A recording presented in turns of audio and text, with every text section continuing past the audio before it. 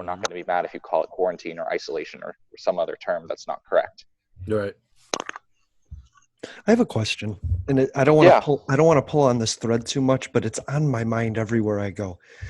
I've heard that COVID can stay on surfaces for up to 9 days, and so my question is really all these protections that we're putting in, like masks and the sneeze shields and all that.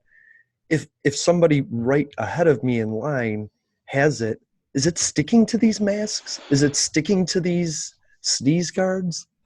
Yeah, so the virus, yeah, any virus will be able to survive pretty much on a surface that's outside the body for some period of time.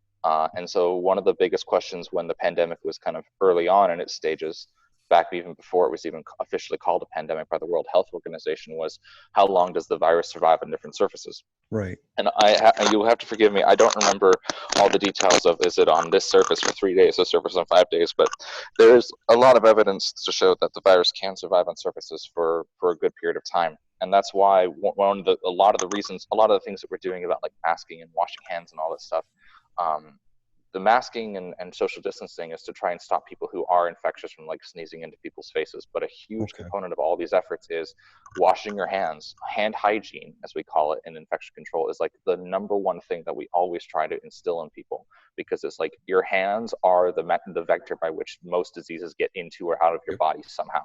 Right? So they can get to your hands, you can touch a surface and touch your face.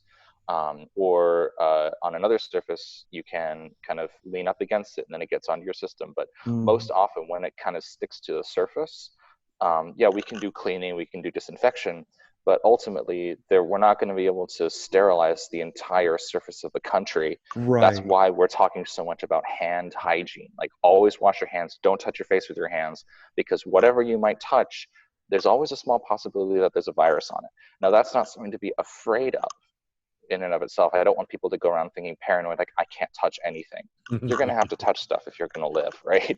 But that's one in times when we're trying to be really heightened about infection control, infection prevention. That's why we're always talking about hand hygiene, washing your hands for at least 20 seconds, not touching your face. It sounds really simple, but it's so fundamental to how diseases spread between people.